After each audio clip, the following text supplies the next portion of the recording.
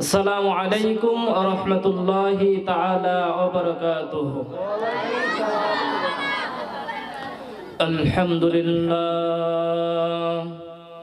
আলহামদুলিল্লাহ ইস্তাঈনুহু ওয়াস্তাগফিরুহু ওয়া নাউযু বিল্লাহি মিন শুরুরি আনফুসিনা।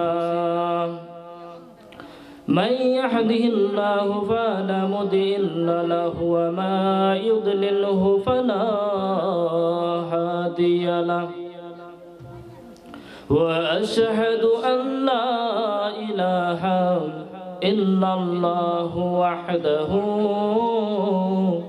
لا شريك له الذي أرسله بالحق بشيرا ونذيرا وداعيا إلى الله بإذنه وسراجا منيرا فقد قال الله تعالى في كلامه المجيد والفرقانه الحميد। জবান খুলে মুহাব্বত সকলে পড়ি আউযু বিল্লাহি মিনাশ শাইতানির রাজীম। বিসমিল্লাহির রহমানির রহিম। কুল ইন কুনতুম তুহিব্বুনাল্লাহ ফাত্তাবিউনি ইউহিব্বুকুমুল্লাহ ওয়া ইয়াগফির লাকুম যুনুবাকুম আল্লাহু গফুরুর রহিম। সাদাকাল্লাহুল আযীম। ইন্নাল্লাহা মালাইকাতাহু ইউসাল্লুনা আলান নবী ইয়া আইয়ুহাল্লাযীনা আমানু সাল্লু আলাইহি ওয়া সাল্লিমু তাসলিমা। একটু দরুদ ইব্রাহিম পড়ি সবাই। আল্লাহুম্মা সাল্লি আলা মুহাম্মাদি ওয়া আলা আলি মুহাম্মাদ কামা সাল্লাইতা আলা ইব্রাহিম ওয়া আলা আলি ইব্রাহিম ইন্নাকা হামিদুম মাজিদ। আল্লাহুম্মা বারিক আলা মুহাম্মাদ ওয়া আলা আলি মুহাম্মাদ কামা বারাকতা আলা ইব্রাহিম وعلى آل إبراهيم إنك حميد مجيد। হে খোদা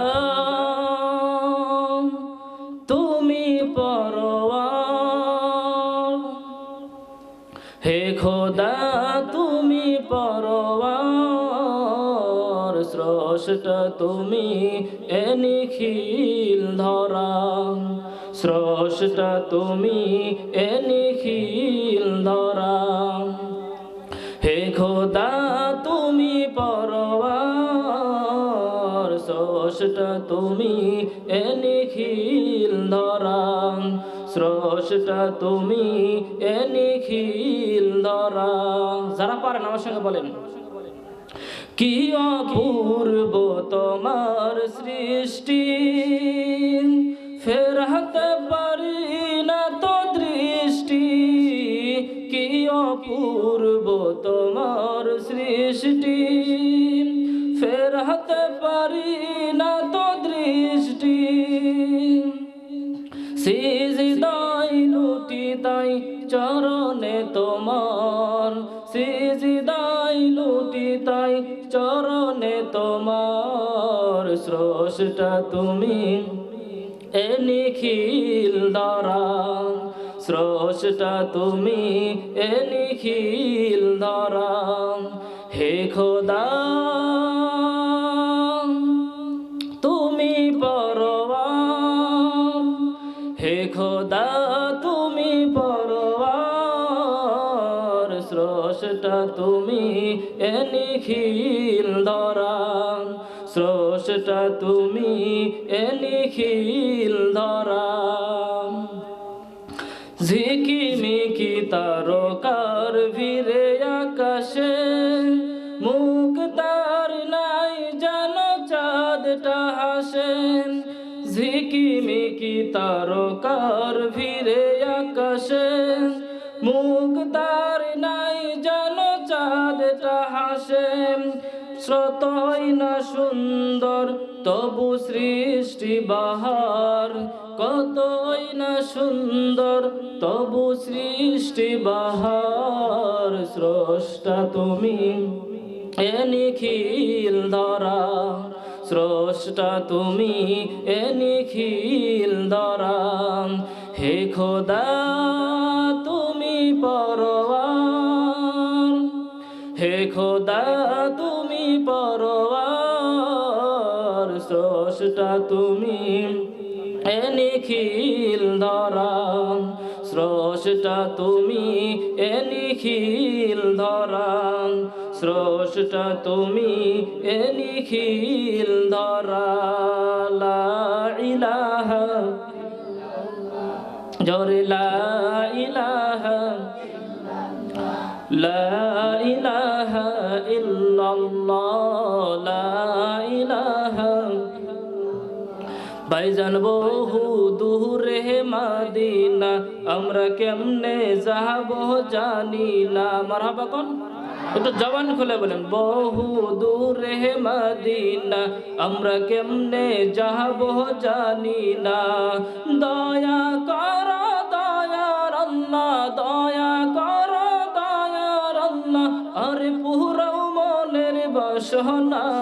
লা ইলাহা, জোরে লা ইলাহা, লা ইলাহা। যার দিলে আসে রে আল্লাহর ভয়, যার দিলে আসে রে আল্লাহর ভয়। আল্লাহ আল্লাহ সব সময়, আহার নিদিরা ভালো লাগে না এই দুনিয়া, ভালো লাগে না, ভালো লাগে শুধু আল্লাহ। লা ইলাহা, জোরে লা ইলাহা, লা ইলাহা ইল্লাল্লাহু মুহাম্মাদুর রাসূলুল্লাহ সাল্লাল্লাহু আলাইহি ওয়াসাল্লাম। আপনারা যারা এখনো মাহফিলের বাইরে ঘোরাফেরা করতেছেন, আপনারা মনে করতেছেন যে মাহফিলে গেলে আমাদের জন্য কি লস, কি হলো লস নাকি?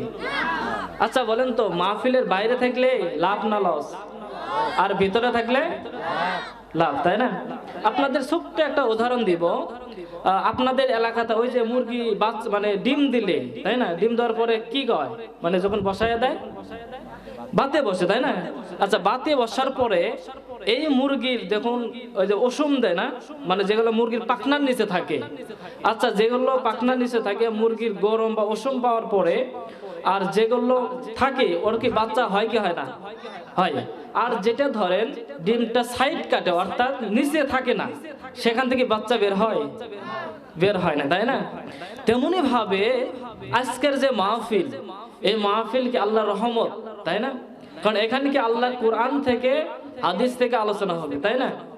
তাহলে দেখেন যারা ওই যে বাইরে ঘোরাফেরা করতেছে, যারা দোকানপাটে আড্ডা দিচ্ছে, যারা মোবাইল টিপতেছে, বিভিন্ন বাজে কাজে তারা সময় নষ্ট করতেছে, বলেন তো তাদের চাইতে আমরা যারা মাহফিলে বসলাম আমাদের জন্য লাভ বেশি না কম? বেশি, তাই না? এই জন্য আপনারা যারা বাইরে ঘোরাফেরা করতেছেন অবশ্যই আপনারা মাহফিলের ভিতরে চলে আসবেন। কারণ দেখেন বর্তমান যুগটা হয়ে গেছে কি মোবাইলের যুগ, ঠিক না? বর্তমান সময়ে যে একটা অবস্থা, আমাদের এমনকি ছোট ছোট বাচ্চাদের হাতেও মোবাইল দেখা যায় না? এই মোবাইল আসার আগে আমরা কিভাবে চলতাম, আর মোবাইল আসার পর আমরা কিভাবে চলি। আজ দেখেন এই মোবাইল আসার কারণে, এই মোবাইলটা কিন্তু ভালো কাজের জন্যই সৃষ্টি করা হয়েছে, বানানো হয়েছে, ঠিক না? যেমন এই যে মাহফিলের মাইক চলতেছে, এই মাইক দিয়ে কিন্তু এই যে মাহফিলের আলোচনা হচ্ছে, কোরআনের আলোচনা হচ্ছে, তেমনি ভাবে মাইক দিয়ে মসজিদে আজানও হয়। আবার দেখা যায় এই মাইক দিয়ে আবার কিন্তু যাত্রার প্যান্ডেলে যাত্রাও চলে না। তাহলে এখন বলেন তো মাইকের দোষ নাকি যে ব্যবহার করতেছে তার দোষ? যে ব্যবহার করতেছে তার দোষ। তেমনি ভাবে মোবাইলটাও বানানো হয়েছে মানুষের ভালো কাজের জন্য, ঠিক না? কিন্তু এই মোবাইলটা আসার পরে আমাদের ছেলেপেলেদের পড়াশোনা নায়িকা বললেই চলে। আজ এই মোবাইল আসার কারণে দেখেন বড়দের কোনো সম্মান দেয় না, আবার বাপ মার সাথে ওই মোবাইলের কারণে কিন্তু বিভিন্ন ধরনের বিশৃঙ্খলা করে না। এমনকি বাবা মাকে গালি দিয়ে হলেও মোবাইল কিনে নেয়, ঠিক কিনা? আসেন আমরা মোবাইল আসার আগে কিছু ভালো এবং মোবাইল আসার পরে কি কি আমাদের হারিয়ে গেছে অল্প একটু আলোচনা করব। দেখেন মোবাইল এই আসার কারণে মোবাইলে ভালো খারাপ দুইটা জিনিসই আছে যেটা বললাম। তাহলে দেখেন দুইটা জিনিসই যদি থাকে এটা আমাদের ব্যবহারের উপর কি হয়, আমাদের ব্যবহারের উপরে এটা ভালো খারাপ ডিপেন্ড করে, ঠিক কিনা? দেখেন এই পড়াশোনা আসার কারণে আমাদের ছেলেপেলেদের পড়াশোনা শেষ, নষ্ট হয়ে গেছে। আজ আমাদের ছেলেপেলেরা পড়াশোনা করে না, কোরআন হাদিস তো পড়েই না, এমনকি যে পাঠ্যবইয়ের যে পড়াশোনা এই পড়াশোনাও নাই, ঠিক কিনা? আবার দেখেন এই মোবাইল আসার কারণে আমরা অনেক সময় দেখতাম আগে দুই বন্ধু জন একসঙ্গে বসতাম, বিভিন্ন ধরনের কথাবার্তা আমরা বলতাম, ঠিক কিনা? কিন্তু এখন মোবাইল আসার কারণে কে চ্যাংরা কে বুইরা এটা কিন্তু বিষয় না। দেখেন মোবাইল আসার কারণে দুই বন্ধু যদি একসাথে বসে থাকে মনে হয় না একজন আরেকজনের চেহারা দেখে, দুইজন দুই দিকে মোবাইল নিয়ে কি আছে, ব্যস্ত আছে না?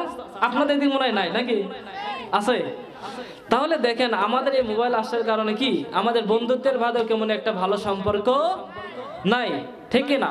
আবার এই মোবাইল আসার কারণে দেখেন অনেক স্বামী স্ত্রীদের মাঝে কিন্তু মনোমালিন্য দেখা দেয়, তাই না? অনেক সময় দেখেন স্বামী স্ত্রীরা কি করে, দুইজন হাতে দুইটা মোবাইল থাকে, দুইজন দুই মোবাইল নিয়ে কি করে টিপতে থাকে, যার কারণে স্বামী স্ত্রীর ভিতরে এতে কিন্তু অনেক সময় ঝগড়া বিবাদ লেগেই থাকে। একজন আরেকজনের ভালোবাসা যে মহব্বত এটা কিন্তু তাদের ভিতরে থাকে না, ঠিক না? এই জন্য মোবাইল আসার কারণে আমাদের অনেকগুলা ক্ষতি, অনেকগুলো জিনিস আমাদের মাঝ থেকে হারিয়ে গেছে। এই জন্য কবি সুন্দর করে বলেন, বলবো নাকি? মোবাইল আসিল কি দোলা লাগিল, পড়াশোনা এমন বসে না। বলবো বলবো বলবো মোবাইল আসিল কি দোলা লাগিল, পড়াশোনা এমন বসে না। পেটে ভাত নাহি জাহাজ পরন কাপু নাই থাক, পেটে ভাত নাই থাক পরন কাপু নাই থাক, মোবাইল সারা দিন চলে না। মোবাইল আসিল কি দোলা লাগিল, পড়াশোনা এমন বসে না। বলেন বলেন মোবাইল আসিল কি দোলা লাগিল, পড়াশোনা এমন বসে না। রাত 12টার পরে বন্ধু যখন ফোন করে, দু চোখেতে ঘুম আর আসে না। রাত 12টার পরে বন্ধু যখন ফোন করে, দু চোখেতে ঘুম আর আসে না। রাত জাগিয়া ফোনে চ্যাট করিয়া, রাত জাগিয়া ফোনে চ্যাট করিয়া, ফজরের নামাজে ঘুম ভাঙে না। মোবাইল আসিল কি দোলা লাগিল, পড়াশোনা এমন বসে না। মোবাইল আসিল কি দোলা লাগিল, পড়াশোনা এমন বসে না। মোবাইলের ঠেলা প্রেম প্রীতির মেলা, এখন আর পার্কে যাওয়া লাগে না। মোবাইলের ঠেলা প্রেম প্রীতির মেলা, এখন আর পার্কে যাওয়া লাগে না। বিছানায় বসিয়া কানে ফোন লাগাইয়া, বিছানায় বসিয়া কানে ফোন লাগাইয়া, কই মোরে সোনা বন্ধু ভুইল না। মোবাইল আসিল কি দোলা লাগিল, পড়াশোনা এমন বসে না। মোবাইল আসিল কি দোলা লাগিল, পড়াশোনা এমন বসে না, ঠিক কিনা? এজন্য আমাদের ছেলেবেলে কি ফোন দিব? এই জন্য দেখ না, দিবেন সমস্যা নাই, যদি ভালো কাজে ব্যবহার হয় তাহলে দিবেন, কোনো সমস্যা নাই। কিন্তু ভালোর চাইতে খারাপটাই কি হয়, বেশি হয়, ঠিক কিনা? এই জন্য আমাদের সন্তানদের আমরা যারা ফোন ইউজ করব অবশ্যই আমরা কি চেষ্টা করবো ভালো ভালো জিনিস করার জন্য। কারণ এই মোবাইলের ভিতরে কিন্তু কোরআনও ডাউনলোড দেওয়া যায় না? এই মোবাইলে কিন্তু হাদিসও পড়া যায়, এই কোরআনের ভিতরে কিন্তু আমরা ওয়াজ মাহফিলও শুনতে পারি, ঠিক কিনা? কারণ দেখেন এই যে আপনাদের যে প্রধান বক্তা যে আপনারা দাওয়াত দিয়েছেন, আপনারা কি এই প্রধান বক্তা দেখছিলেন কোনোদিন? দেখেন নাই, তাই না? আপনারা কি প্রধান বক্তা দাওয়াত দিয়েছে কিসের মাধ্যমে? মোবাইলে ওয়াজ শুনছে, তারপরে কি দাওয়াত দিচ্ছে, ঠিক কিনা? এই জন্য প্রধান বক্তা আজকের মাহফিলের প্রধান অত্যন্ত সুন্দর আলোচনা করে। আপনারা শেষ পর্যন্ত মোনাজাত করে যাবেন তো ইনশাল্লাহ? যাবেন না? এই জন্য যারা এখনো বাইরে ঘোরাফেরা করতেছেন, আসেন মাহফিলের ভিতরে আসেন। আল্লাহর কোরআনের মাহফিলে যদি আপনারা বসেন, অবশ্যই আল্লাহর রহমত আপনাদের উপর নাজিল হবে, ঠিক কিনা? এমনও হতে পারে যে এই মাহফিলটা আজকে আমার জীবনের শেষ মাহফিল হতে পারে, ঠিক কিনা? কারণ মরণের কোনো কি গ্যারান্টি আছে? এই যে মাহফিলে আমরা আসলাম, এখান থেকে আমরা বাসায় যেতে পারবো, তার কোনো গ্যারান্টি আছে? কোনো গ্যারান্টি নাই। কারণ কুল্লু নাফসিন যায়িকাতুল মউত, প্রত্যেকটা প্রাণীকে, প্রত্যেকটা নফসকে মৃত্যুবরণ করতে হবে, ঠিক কিনা? কিন্তু এই যে আমরা মৃত্যুবরণ করব, আচ্ছা বলেন তো, সব সময় ফেরেশতা আজরাইল কিন্তু আমাদের পিছনে কি করতেছে? আমাদের পিছনে লেগে আছে, ঠিক কিনা? আল্লাহর হুকুম যখন হয়ে যাবে, তখন কিন্তু আমার আপনার 1 সেকেন্ড সময় কিন্তু আজরাইল দেবে না, ঠিক কিনা? এই জন্য আপনারা যারা মোবাইল দেখেন, কিছুদিন পূর্বে আপনারা দেখছেন একজন বক্তা, এই যে আমার মতো কি মাহফিল করতে আলোচনা করতেছিলেন, এই আলোচনা করতে করতেই কিন্তু সে কি মৃত্যুবরণ করেছে। আলোচনা করতে করতে সেই ব্যক্তি কিন্তু জানতেও না যে আমার ওই মাহফিলে আমার শেষ নিঃশ্বাসটা ত্যাগ হয়ে যাবে। জানতো কি? জানতো না। কারণ মৃত্যুর কোনো গ্যারান্টি নাই, কোন জায়গায় কার মৃত্যু আছে এটা কিন্তু আমরা কেউ জানি না, ঠিক কিনা? আচ্ছা, আমরা যে মৃত্যুবরণ করব, এটা কি আপনাদের বিশ্বাস হয়? বিশ্বাস হয় নাকি? আপনারা আবার অনেকে ভাবতেছেন, অনেক যুবক ভাইরা আছে, ছেলেপেলেরা আছে, বলে যে আমার তো বয়সই হয় নাই, আমার বাবা বেঁচে আছে, আমার দাদা বেঁচে আছে, আমার সময় দেখো না আসেই নাই, নাকি বলেন? কারণ মৃত্যুর কোনো গ্যারান্টি নাই। এই যে আপনারা দেখছেন আমাদের শেরপুরেতে মাদ্রাসার একটা ছাত্র, ছোট, আপনার 17 থেকে 18 তারিখ এই মাসে, আজ কয় তারিখ? 27 তারিখ নাকি? আপনার মাদ্রাসা থেকে ছুটি নিয়ে বাসায় গেছে। বাসায় যাওয়ার পরে তালের রস, শীতের দিনে কিসের রস খায়? তালের রস খায় না? এই তালের রস খাওয়ার ফলে সে বিষক্রিয়ায় সে মৃত্যুবরণ করেছে। ওই ছেলেটার কিছুদিন পরেই জন্মদিন, মানে তার জন্ম তারিখ ছিল। এমনকি ওই ফ্যামিলিটা একটু প্রভাবশালী, তো যার কারণে তার জন্য জামা কাপড় অনেক কিছুই কিনছে। শেরপুরে তাদের অনেকগুলো বিশাল বড় বাড়ি আছে। এই জন্য দেখেন ওই ছেলেটা যে মৃত্যুবরণ করবে, সে কিন্তু জানতেও না, তার জন্য নতুন জামা কাপড় কেনা হয়েছে।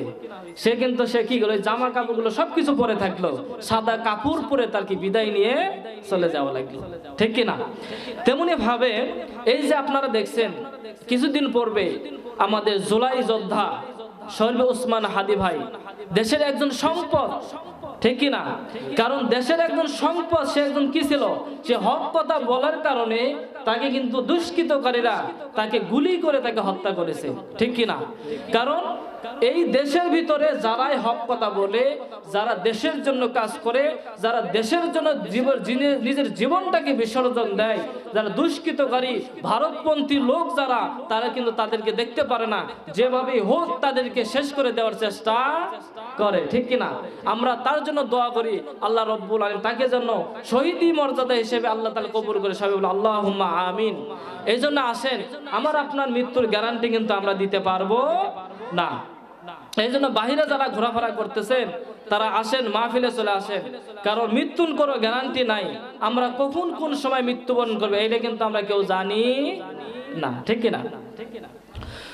মুসলমান বন্ধুরা আমার খেয়াল করেন, আজ অনেক যুবক ভাইরা বলেন আমার তো এখনো বয়স হয় নাই, আমি তো এখন, আমার বয়স কেবল 18 বছর, আমার বয়স কেবল 24 বছর, আমার বয়স কেবল 30 বছর, আমার বাবা জীবিত আছে, আমার দাদা জীবিত আছে, আমার বড় ভাই জীবিত আছে, আমি কেন এখনই মৃত্যুবরণ করব?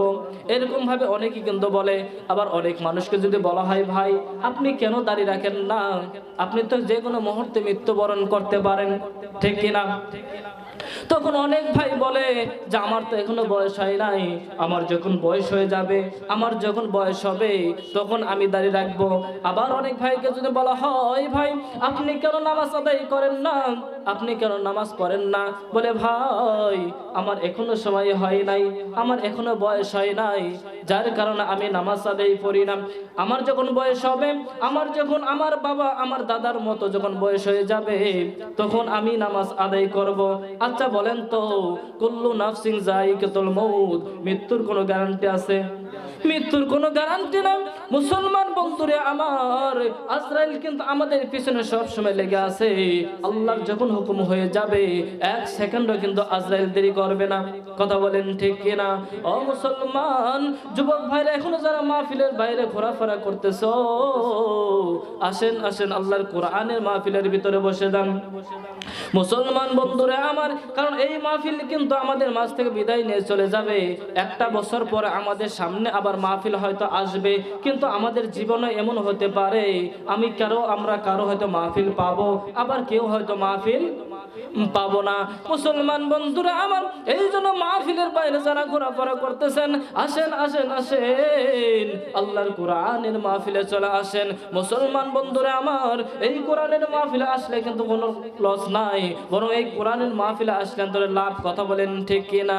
মুসলমান বন্ধুরা আমার, এই কোরআনুল কারীমের আলোচনা যদি আমরা শুনি, তাহলে এই কোরআনুল কারীমের আলোচনা শোনার কারণে এমনও হতে পারে আজকের মাহফিল থেকে আমার আপনার হেদায়েত হতে পারে। কথা বলেন ঠিক কিনা? কার কথার মাধ্যমে কার হেদায়েত হবে এটা কিন্তু আমরা দুনিয়ার কেউ জানি না। এই জন্য কোরআনের আলোচনা যখন আমরা শুনবো, অবশ্যই আমাদের দিলটা তখন নরম হয়। কথা বলেন ঠিক কিনা? মুসলমান বন্ধুরা আমার, এই জন্য আপনারা যারা এখনো মাহফিলে ঘোরাফেরা করতেছেন, মাহফিলের বাইরে ঘোরাফেরা করতেছেন, আসেন জীবনের শেষ মাহফিল মনে করে আপনার মাহফিলের ভিতরে বসে যান। আল্লাহ রাব্বুল আলামিন অথচ কোরআনুল কারীমের ভিতরে বলেছেন, কুল্লু নাফসিন যায়িকাতুল মাউত, প্রত্যেকটা প্রাণীকে মৃত্যুবরণ করতে হবে, প্রত্যেকটা নফসকে মৃত্যুবরণ করতে হবে। কিন্তু মৃত্যুবরণ করার পূর্বে আমাদের একটা প্রস্তুতি লাগে কি লাগে না? মুসলমান বন্ধুরা আমার, আমরা যদি এখান থেকে যদি কেউ ঢাকাতে যেতে চাই, এখান থেকে যদি আমরা কেউ ঢাকাতে অবস্থান করতে চাই, তাহলে অবশ্যই কিন্তু আমরা কিছু ব্যাগ সামানা কাপড় চোপড় নিয়ে কিন্তু আমরা রওনা দেই। কথা বলেন ঠিক কিনা? মুসলমান বন্ধুরা আমার, আপনি যে মৃত্যুবরণ করবেন, এই মৃত্যুবরণ করার পূর্বে কিন্তু আপনাকে একটা প্রস্তুতি নেওয়ার দরকার আছে না নাই? কারণ কি, আল্লাহ রাব্বুল আলামিন কোরআনুল কারীমের ভিতরে বলেছেন, ইয়া আইয়ুহাল্লাযিনা আমানুত্তাকুল্লাহ হাক্কা তুকাতিহি ওয়া লা তামুতুন্না ইল্লা ওয়া আনতুম মুসলিমুন। যেরকম সুবহানাল্লাহ। আল্লাহ রাব্বুল আলামিন বলেন, ইয়া আইয়ুহাল্লাযিনা আমানুত্তাকুল্লাহ। আল্লাহ রাব্বুল আলামিন ঈমানদারদের ডাক দিয়ে বলেন, হে ঈমানদারগণ, আমি আল্লাহকে ভয় করো। কাদের বলছে? আল্লাহ রাব্বুল আলামিন ঈমানদারদের কিন্তু ডাক দিয়ে বলেন, হে ঈমানদারগণ, আমি আল্লাহকে ভয় করো। ও মুসলমান, একটা জিনিস খেয়াল করেন, আমি আপনাদের একটা উদাহরণ দিই। ধরেন একটা ক্লাসের ভিতরে যারা শিক্ষকরা ছাত্র পড়ায়, একটা ক্লাসের ভিতরে হয়তো ধরেন 50 জন ছাত্র আছে। এই 50 জন ছাত্রের ভিতরে ধরেন ক্লাস এসএসসি পরীক্ষা দেবে। পরীক্ষা দেওয়ার সময় সব ছাত্রদের কিন্তু বলে না যে আব্দুর রহিম বা আব্দুল করিম তোমরা ভালো করে পড়াশোনা করো, বলে কি নাকি? সব ছাত্রকে কিন্তু বলে না। ওই ছাত্র, ওই শিক্ষক কিন্তু ওই 3 জন ছাত্রকে বলে, যারা ফার্স্ট বয়, যারা 1, 2, 3 এর ভিতরে থাকে তাদের কিন্তু বলে। কথা বলেন ঠিক কিনা? কারণ কি, ওই শিক্ষকের একটা আশা আছে, আমার এই 3 জন সন্তানকে যদি আমি বলি, তাহলে এদের মাধ্যমে কিন্তু সফলতা অর্জন করতে পারবে। কথা বলেন ঠিক কিনা? এই 3 জন ছাত্র দিয়ে আমার স্কুল কি হবে? সুনাম হবে। কথা বলেন ঠিক কিনা? মুসলমান বন্ধুরা আমার, তেমনি ভাবে আল্লাহ রাব্বুল আলামিন এই জায়গার ভিতরে ইয়া আইয়ুহাল্লাযিনা আমানু না বলে কিন্তু ইয়া আইয়ুহান নাস বলতে পারতো। কথা বলেন ঠিক কিনা? সমস্ত মানব জাতি কিন্তু বলতে পারতো, কিন্তু আল্লাহ রাব্বুল আলামিন সমস্ত মানব জাতিকে না বলে আল্লাহ রাব্বুল আলামিন কেবল মাত্র ঈমানদারদের ডাক দিয়ে বলে, হে ঈমানদারগণ, আমি আল্লাহকে ভয় করো, আমি আল্লাহকে ভয় করো। শুধু ভয় করলে হবে না, আমি আল্লাহকে ভয় করার মতো ভয় করতে হবে। কিন্তু খবরদার খবরদার তোমরা মৃত্যুবরণ করো না। আল্লাহ রাব্বুল আলামিন এক জায়গায় বললেন, তোমরা মৃত্যুবরণ করতে হবে। কুল্লু নাফসিন যায়িকাতুল মাউত, প্রত্যেকটা প্রাণীকে মৃত্যুবরণ করতে হবে। কিন্তু এই জায়গার ভিতরে আল্লাহ রাব্বুল আলামিন কি বলতেছেন? তোমরা মৃত্যুবরণ করো না। এরপরে আল্লাহ রাব্বুল আলামিন বলেন আমানুত্তাকুল্লাহা হাক্কা তুকাতিহি ওয়া লা তামুতুন্না ইল্লা ওয়া আনতুম মুসলিমুন। যেরকম সুবহানাল্লাহ। আল্লাহ রাব্বুল আলামিন বলতেছেন, হে ঈমানদারগণ, আমি আল্লাহকে ভয় করো। শুধু ভয় করলে হবে না, আমি আল্লাহকে ভয় করার মতো ভয় করতে হবে। কিন্তু খবরদার খবরদার, তোমরা মৃত্যুবরণ করো না যতক্ষণ পর্যন্ত তোমরা খাঁটি মুসলমান না হও। আল্লাহ রাব্বুল আলামিন বলতেছেন, তোমরা যতক্ষণ পর্যন্ত মৃত্যুবরণ করো না ততক্ষণ পর্যন্ত তোমরা খাঁটি মুসলমান না হও। কথা বলেন ঠিক কিনা? আল্লাহ রাব্বুল আলামিন কেন বললেন যে তোমরা খাঁটি মুসলমান না হয়ে মৃত্যুবরণ করলো না? তার মানে আমরা এখনো খাঁটি মুসলমান হতে পারি নাই, ঠিক কিনা? আজ অনেকে আছে দেখেন, নামাজ পড়ে মিথ্যা কথা বলে, আছে না? নামাজ পড়ে ঘুষ খায়, নামাজ পড়ে সুদ খায়, নামাজ করে বিভিন্ন জানা ব্যভিচারের কাজে লিপ্ত থাকে। কিন্তু আল্লাহ রাব্বুল আলামিন কিন্তু কোরআনুল কারীমের ভিতরে বলেছেন যে ইন্নাস সালাতা তানহা আনিল ফাহশাই ওয়াল মুনকার। একমাত্র নামাজি ব্যক্তি যারা নামাজ আদায় করবে, যারা আল্লাহর সন্তুষ্টির জন্য নামাজ আদায় করবে, তারা সমস্ত বেহায়াপনা কাজ থেকে বিরত থাকলো। তাহলে এখন বলেন, যারা নামাজ আদায় করার পরও মিথ্যা কথা বলে, নামাজ আদায় করার পরও সুদ খায়, ঘুষ খায়, বলেন ওই ব্যক্তির নামাজ আল্লাহর দরবারে কবুল হচ্ছে না, ঠিক না? মুসলমান বন্ধুরা আমার, আমরা যদি আল্লাহকে সন্তুষ্টির জন্য যদি আমরা নামাজ আদায় করি, তাহলে আমার দ্বারা কখনো খারাপ কাজ হওয়ার সম্ভাবনা থাকবে না। আল্লাহ সন্তুষ্টিকে যদি আমরা নামাজ আদায় করি, আমার মুখ দিয়ে মিথ্যা কথা বের হবে না, আমার দ্বারা কোনোদিন মানুষের হক নষ্ট হবে না। কথা বলেন ঠিক কিনা? মুসলমান বন্ধুরা আমার, আল্লাহকে সন্তুষ্টির জন্য আমরা নামাজ আদায় করি, তাহলে অবশ্যই আল্লাহ রাব্বুল আলামিন সমস্ত বেহায়াপনা কাজ থেকে বিরত রাখবে। কথা বলেন ঠিক কিনা?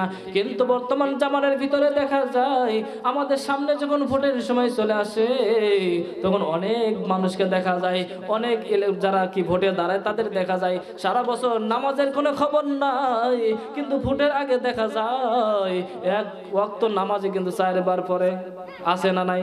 আপনাদের এদিকে হয়তো নাই, আমাদের ওদিকে অনেকে দেখা যায় সারা জীবন মাথায় টুপি পরে না, ভোটের আগে আসে মাথায় টুপি পরে, তার মানে বোঝাতে চায় আমি একজন ভালো মানুষ, ঠিক কিনা?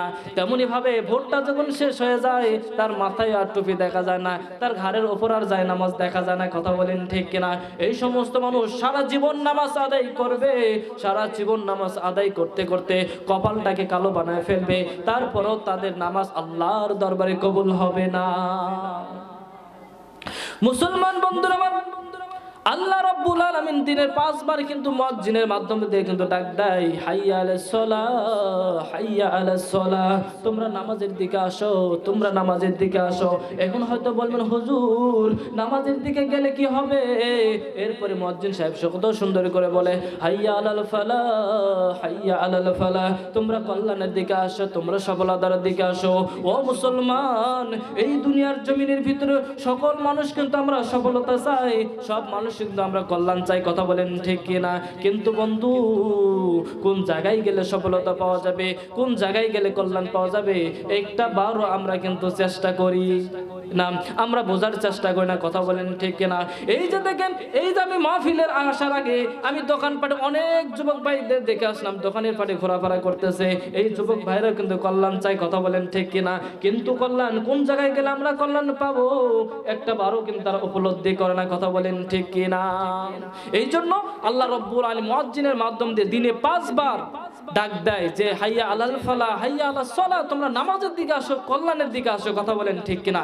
কিন্তু তারপরে কিন্তু তাদেরকে মসজিদে দেখা যায় না, ঠিক কিনা? এই যে দেখেন, অনেক সময় মসজিদের ভিতরে ওয়াক্তে নামাজে মুয়াজ্জিন সাহেব হয়তো অনেক সময় একাই নামাজ পড়ে, আছে না? কিন্তু জুমার নামাজে একটু পাওয়া যায়, কিন্তু ওয়াক্তের নামাজে দেখা যায়। কিন্তু আল্লাহ রাব্বুল আলামিন বান্দা বানাইছে। কথা বলেন ঠিক কিনা? এই জন্য আল্লাহ রাব্বুল আলামিন বান্দাকে এত ভালোবাসেন, এই জন্য আল্লাহ রাব্বুল আলামিন বলতেছে, তোমরা খাঁটি মুসলমান না হয় মৃত্যুবরণ করো না। ও মুসলমান, উদাহরণ দিলে আপনারা বুঝতে পারবেন। এই যে আপনাদের যারা সন্তান আছে, আপনারা যারা বাবা এবং মা হয়েছেন, ধরেন আপনার সন্তান এখান থেকে ধরেন আপনার কোথায় যাবে, শেরপুরে যাবে। এখন আপনি দেখতে পাচ্ছেন, আমার সন্তান যদি এই নৌকাতে যদি শেরপুরে যায়, কিছুক্ষণ পরে ওই নৌকাটার নদীর তলে তলাইয়া যাবে। আচ্ছা বলেন তো, এটা বোঝার পরে আপনার সন্তানকে যাইতে দিবেন? আপনার সন্তানকে কিন্তু যাইতে দিবেন না। কারণ কি, আপনার সন্তানকে আপনি এত ভালোবাসেন, আমার সন্তান যদি ওই নৌকা দিয়ে যায় তাহলে ওই নৌকা তোলে তো আমার সন্তানরা মৃত্যুবরণ করবে। কথা বলেন ঠিক কিনা? মুসলমান বন্ধুরা আমার, তেমনি ভাবে আল্লাহ রাব্বুল আলামিন তার বান্দাকে এত ভালোবাসে, এই জন্য আল্লাহ রাব্বুল আলামিন বলতেছেন, খবরদার খবরদার তোমরা মৃত্যুবরণ করো না যতক্ষণ পর্যন্ত তোমরা খাঁটি মুসলমান না হও। মুসলমান বন্ধুরা আমার, কারণ মুসলমান না হয়ে যদি আমরা মৃত্যুবরণ করি তাহলে ওই কবরের মাটি আমাদের জন্য এমন অবস্থা হয়ে যাবে, ওই কবরের মাটি এমন ভাবে চাপ দেবে, ওই কবরের ভিতর আমাদের এমন আযাব হবে, সেটা আল্লাহ রাব্বুল আলামিন জানে কি জানে না? আল্লাহ রাব্বুল আলামিন কিন্তু জানে। এরপরেও কিন্তু মুসলমান অর্থাৎ বান্দাদেরকে সতর্ক করতেছেন, খবরদার তোমরা মৃত্যুবরণ করো না খাঁটি মুসলমান না হওয়া পর্যন্ত। কারণ কি, আল্লাহ রাব্বুল আলামিন কত ভালোবেসে মোহাব্বত করিয়া ফেরেশতাদের সাথে চ্যালেঞ্জ করিয়ে বান্দা বানাইলেন। এমনকি শুধু এতেই ক্ষান্ত হন নাই, সমস্ত সৃষ্টির ভিতরে আশরাফুল মাখলুকাত বানাইলেন। কাদের? আশরাফুল মাখলুকাত বানাইলেন কিন্তু মুসলমান মানুষদেরকে। এই জন্য আল্লাহ রাব্বুল আলামিন মুসলমান মানুষদের তো ভালোবাসেন। এই জন্য আল্লাহ রাব্বুল আলামিন বলেন, তোমরা যদি মুসলমান না হয়ে মৃত্যুবরণ করো তাহলে ওই কবরের ভিতরে আযাব হবে, ওই কবরের ভিতরে এমন আযাব হবে যা তোমরা সহ্য করতে পারবে না। এই জন্য তোমরা খাঁটি মুসলমান হয়ে মৃত্যুবরণ করো। বলেন তো, আমরা কি খাঁটি মুসলমান হতে চাই না? আমরা যদি খাঁটি মুসলমান যদি হইতে চাই তাহলে বলেন তো 5 ওয়াক্ত নামাজ আমাদের পড়া লাগবে কিনা? বলেন তো, এই মুসলমানদের ভিতরে আমরা যারা আছে আমরা সবাই কিন্তু গুনাহগার, ঠিক কিনা? আমরা গুনাহ করি না এমন একজন মানুষ কেউ আছেন যে আমি জীবনে কোনোদিন মিথ্যা কথা বলি নাই, আমি জীবনে কোনোদিন পাপ করি নাই? বলেন তো, একজন হাত তুলে বলেন যে হুজুর আমি কোনোদিন মিথ্যা কথা বলি নাই। আছে? নাই, ঠিক কিনা? কারণ মানুষ কি করে? গুনাহ করতে ভালোবাসে, ঠিক কিনা? মানুষ গুনাহ করতে ভালোবাসে আর আল্লাহ রাব্বুল আলামিন মাফ করতে ভালোবাসে। যেরকম সুবহানাল্লাহ। কারণ আল্লাহ রাব্বুল আলামিন এত দয়া যে কোন মানুষ যদি মৃত্যুর পূর্বেও যদি আল্লাহর কাছে যদি তওবা করার মতো তওবা করে যদি মৃত্যুবরণ করে, অবশ্যই আল্লাহ রাব্বুল আলামিন তার জিন্দেগীর সমস্ত গুনাহগুলো মাফ করে দিবে। যেরকম সুবহানাল্লাহ। আল্লাহ রাব্বুল আলামিন বলেন, ওয়ালা তাকনাতু মিনার রাহমাতিল্লাহ। আল্লাহ রাব্বুল আলামিন বলেন, বান্দারে তুমি পাপ করেছো, অন্যায় করেছো, যত পাপ করো না কেন তারপর আমি আল্লাহর রহমত থেকে তুমি নিরাশ হয়ে যেও না। মুসলমান বন্ধুরা আমার, আমরা পাপ করতে ভালোবাসি, আল্লাহ রাব্বুল আলামিন এই পাপকে ক্ষমা করতে ভালোবাসে। কথা বলেন ঠিক কিনা? ও মুসলমান, আল্লাহর একজন জলিলুল কদর পয়গম্বর নাম হলো মুসা কালিমুল্লাহ। নাম শুনেছেন কি আপনারা?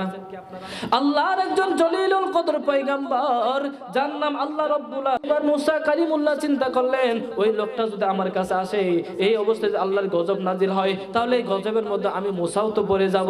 এবার মুসা কালিমুল্লাহ ওই জায়গা থেকে দূরত্ব চলে গেলেন। এবার বন্ধুরা আমার, আল্লাহকে ডেকে ডেকে বলেন, আল্লাহ তোমার কাছে জানতে চাইলাম কোন মানুষটাকে তুমি সবচেয়ে বেশি ঘৃণা করো, ওই মানুষটাকে তুমি আমাকে দেখাইলা। এখন একটু জানতে চাই কোন মানুষটাকে সবচেয়ে তুমি বেশি ভালোবাসো, কোন মানুষটাকে বেশি ভালোবেসে তুমি জান্নাতের খাতায় লিপিবদ্ধ করে রেখেছো। মুসা আলাইহিস সালাম চিন্তা করলেন, আমি হলাম জামানার ভিতর শ্রেষ্ঠ একজন পয়গম্বর, হয়তো আল্লাহ রাব্বুল আলামিন আমাকেই হয়তো বলতে পারে, ঠিক কিনা? এবার মুসা কালিমুল্লাহ আল্লাহকে ডেকে ডেকে বলতেছেন, মাবুদ ও দরদি আল্লাহ, জাহান্নামী মানুষকে তো তুমি আমাকে দেখাইলা, এখন জান্নাতি মানুষকে একটু দেখতে চাই। আল্লাহ রাব্বুল আলামিন ডাক দিয়ে বলে, মুসা রে যাও যাও, ওই যে 4 রাস্তার মোড়ে তুমি দাঁড়াইবা, দাঁড়ানোর পরে তুমি দেখবা বিকালবেলা সর্বশেষ যে মানুষটা ওই রাস্তা দিয়ে আসবে তুমি বুঝে নিবা ওই ব্যক্তিকে আমি আল্লাহ রাব্বুল আলামিন বেশি ভালোবাসি, ওই ব্যক্তিকে আমি আল্লাহ রাব্বুল আলামিন জান্নাতের খাতায় লিপিবদ্ধ করে রেখেছি। যেরকম সুবহানাল্লাহ, সুবহানাল্লাহ। এবার মুসা কালিমুল্লাহ ওই জায়গার মধ্যে যখন দাঁড়াইলেন, দাঁড়ার পরের দিন লক্ষ্য করে দেখতে পাই ওই যে সকালবেলা যে মানুষটা একজন সন্তানকে আস্তে আস্তে হেঁটে নিয়ে যখন যাচ্ছিলেন, ওই মানুষটা আবার বিকালবেলা তিনি সন্তানকে হেঁটে নিয়ে আসতেছেন। এবার আল্লাহর পয়গম্বর ডাকতে বলতেছিলেন, মাবুদ তোমার কাছে জানতে চাইলাম কোন মানুষকে তুমি ঘৃণা করো, কোন মানুষকে তুমি জাহান্নামের খাতায় লিপিবদ্ধ করে রেখেছো। আল্লাহ তুমি আমাকে দেখাইলা, এবার জান্নাতি মানুষকে দেখতে চাইলাম, আবার ওই ব্যক্তিকে কেমন করে দেখাইলা এটা একটু জানতে চাই। আপনাকে জানতে চান না? একই ব্যক্তি জান্নাতি এবং জাহান্নামী কেমন করে হলো এটা আপনারা শুনবেন? একটু চাপে আসেন, একটু সামনের দিকে আসেন তো। লা ইলাহা একটু সামনের দিকে আসেন। মাহফিলের বাইরে যারা ঘোরাফেরা করতেছেন আপনার দ্রুত মাহফিলের ভিতরে চলে আসেন। অনেক মানুষ মাহফিলের ভিতরে হয়েছে, এখনো যারা বাইরে আসেন, আমাদের দ্বিতীয় মেহমান চলে আসবে, প্রধান বক্তা আপনাদের মাঝে উপস্থিত হয়েছে, এর জন্য দ্রুত সময় চলে আসেন। এজন্য মাহফিলের বাইরে ঘোরাফেরা না করে এখনো দ্রুত চলে আসেন। আসেন, দেখেন মাহফিলের কত সুন্দর আলোচনা, আপনার বুঝলে আপনাদের হৃদয়টা গলে যাবে। কথা বলেন ঠিক কিনা? আসেন, এবার মুসা আলাইহিস সালাম আল্লাহকে ডেকে বলেন, আল্লাহ একই মানুষকে তুমি দুইবার দেখালে, এটার কারণটা কি? মুসলমান বন্ধুরা, আল্লাহ রাব্বুল আলামিন ডাক দিলেন, মুসা রে তুমি জানতে চাইলা, তাহলে অবশ্যই আমি তোমাকে বলবো, একটু খেয়াল করে কথাগুলো শুনবেন। এবার আল্লাহ রাব্বুল আলামিন ডাক দিয়ে বলেন, মুসা রে ওই যে তুমি যখন বললা যে সন্তানটা নিয়ে হেঁটে যাচ্ছে, ওই সন্তানটা তার বাবাকে দেখতে বলেন, বাবা, ও বাবা, এই দুনিয়ার জমিনের ভিতরে সবচাইতে বড় জিনিসটা কি একটু জানতে চাই। এবার তার বাবা বলল, এই যে জমিনটা দেখতেছো, এই জমিনটা হলো সবচাইতে বড়। এবার তার বাবাকে ডাক দিয়ে বলেন, বাবা এই জমিনের চাইতে বড় কিছু আছে কিনা? তখন ডাক দিয়ে বলতেছে, এই যে সামনে পাহাড় দেখতেছো, এই পাহাড়টা হলো তার চাইতে বড়। এবার ডাক দিয়ে বলে, বাবা এই পাহাড়ের চাইতে বড় কিছু আছে কিনা? এবার ডাক দিয়ে বলতেছেন, এই পাহাড়ের চাইতে বড় আছে, সেটা হচ্ছে এই যে বিশাল বড় আসমান দেখতেছো, এই আসমানটা হচ্ছে এই পাহাড়ের চাইতে বড়। এবার তার সন্তান ডাক দিয়ে বলতেছেন, বাবা এই আসমানের চাইতে বড় কিছু আছে কিনা? এবার তার বাবার চোখ দিয়ে দরদার করে পানি ছেড়ে দিল, দুই চোখ দিয়ে ঠপ ঠপ করে পানি ফোঁটা পড়ে যায়। এবার তার বাবা তার সন্তান ডাক দিয়ে বলতেছেন, বাবা এরপরে আপনি বলার পরে আপনি কেন কান্না করেন? এবার তার বাবা ডাক দিয়ে বলতেছেন, বেটা রে এই আসমানের চাইতে বড় যদি থাকে, সেটা হলো আমার জীবনের গুনাহ। মুসলমান বন্ধুরা, ডাক দিয়ে বলতেছেন, বেটা রে এই আসমানের চাইতে জমিনের চাইতে এই পাহাড়ের চাইতে বেশি গুনাহ হলো আমার জীবনের গুনাহ।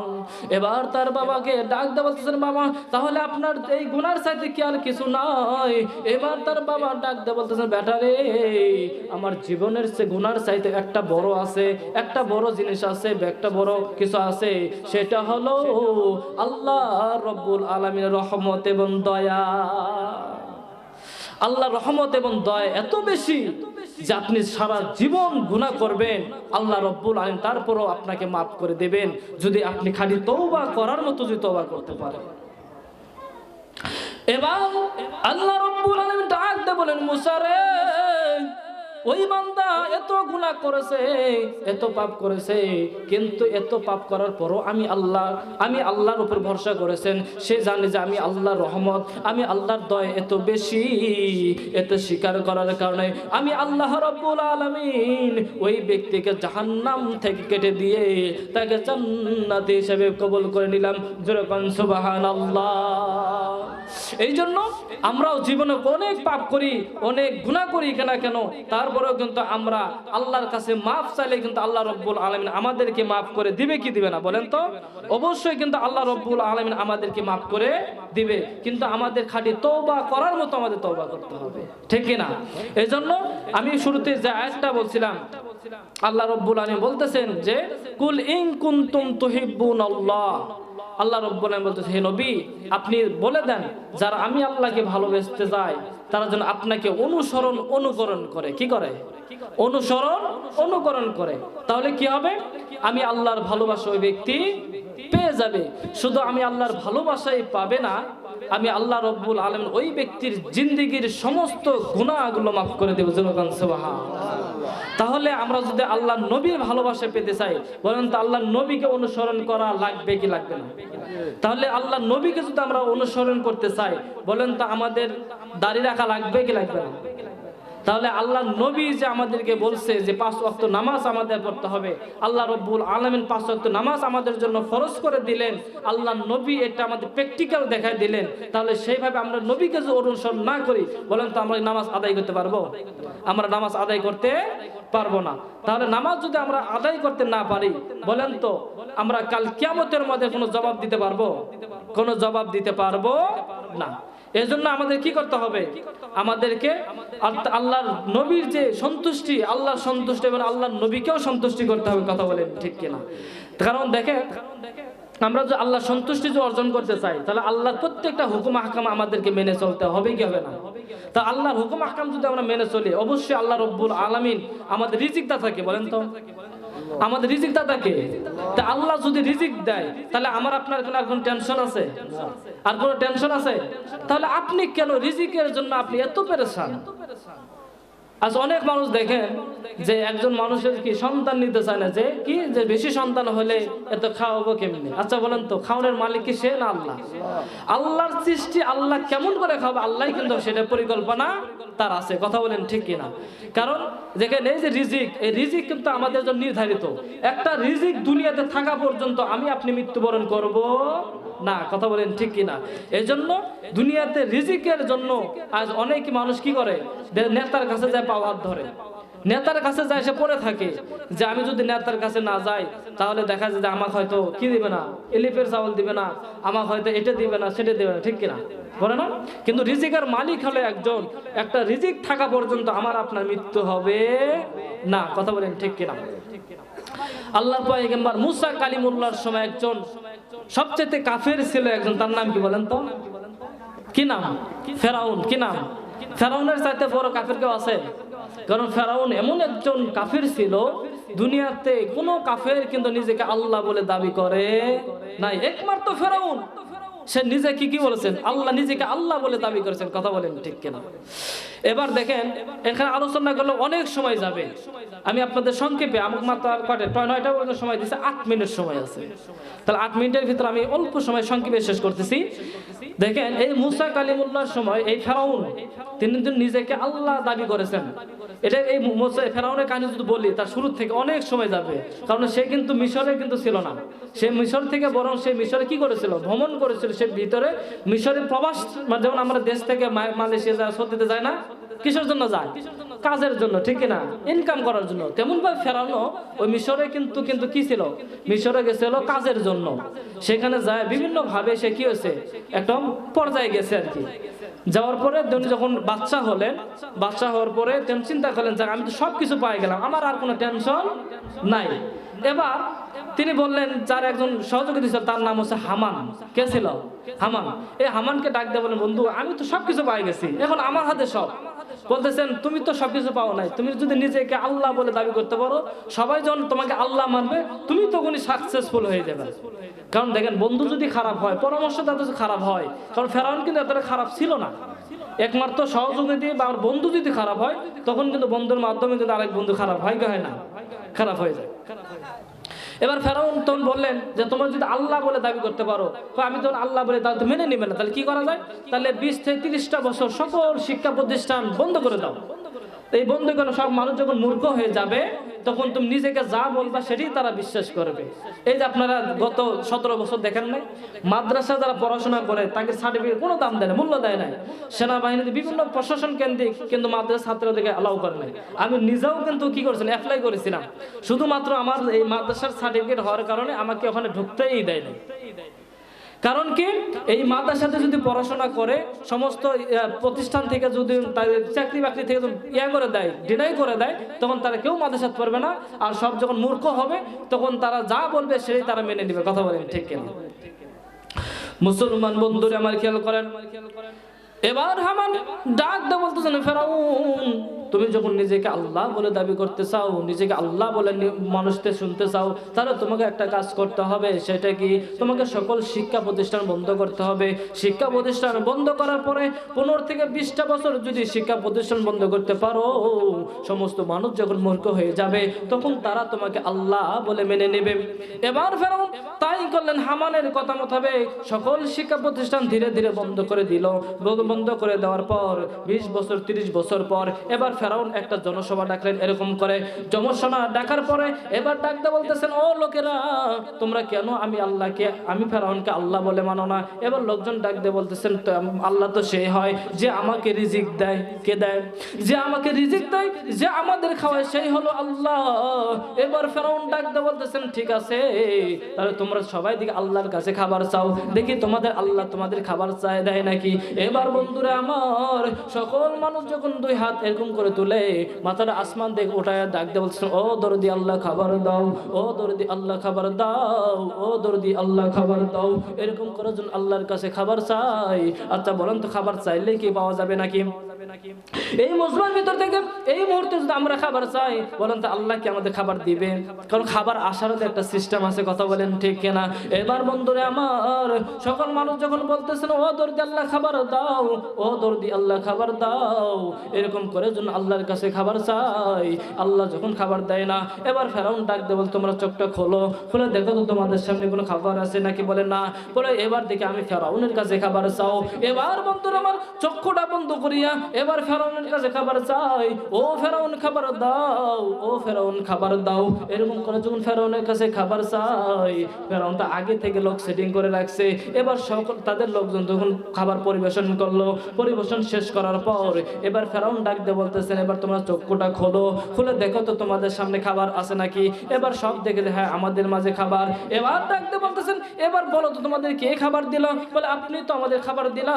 বলে কিছুক্ষণ আগে তোমরা বললা যে তোমাদের খাবার দেয় সে হলো আল্লাহ, এখন কি আমি তোমাদের আল্লাহ না? বলে হ্যাঁ আপনি তো আমাদের আল্লাহ, কারণ আপনি তো আমাদের খাবার দিলেন। এ মুসলমান, সকল মানুষ যখন তাকে আল্লাহ বলে মেনে নিল, বন্ধুরা আমার যতই 20 বছর 30 বছর পার হোক না কেন, এরপরও কিন্তু কিছু ভালো মানুষ থাকে কি থাকে না?